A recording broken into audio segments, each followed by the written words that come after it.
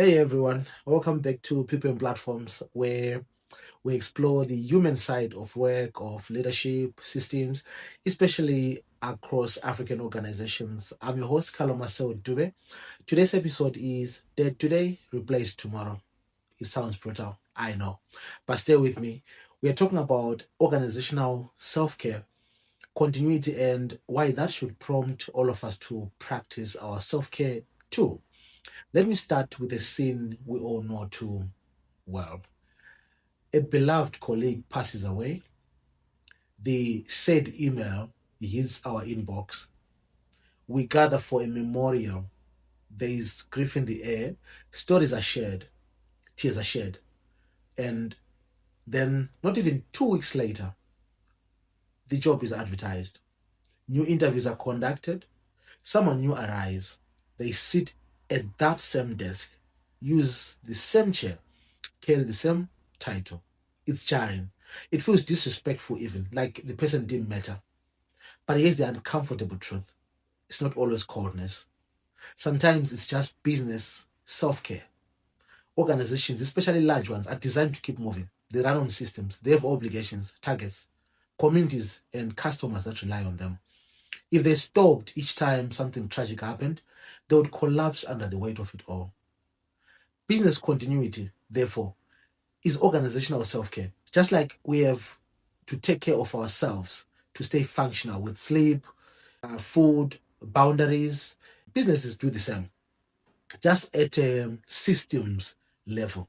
Succession planning, acting roles, backup signatories, and even SOPs, they are all part of a strategy that says if this person falls away, the work must continue. The song must carry on. It's not about replacing a human being, it's about replacing a function, because people are not replaceable, but positions are refillable.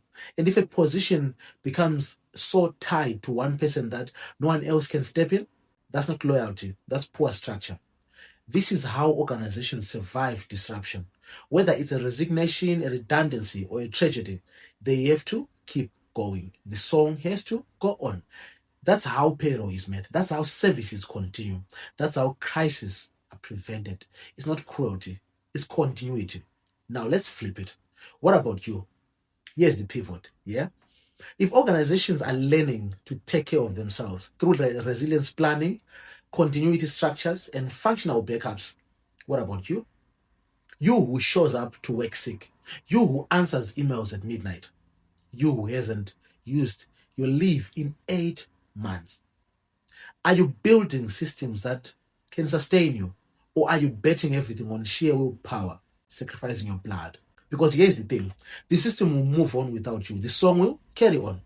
If you burn out, you break down, or disappear, your role will still be advertised. And that's not heartlessness, it's structural necessity. The song has to carry on. So take your cue from the organization. Practice your own self care. Rest is not laziness. Leave days are not indulgent. Boundaries are not rebellion. That's your continuity plan. Because if you collapse and the system replaces you in 14 days, who's left to recover you? So here's a final word: businesses will practice self care by moving on. You must practice self care by staying well.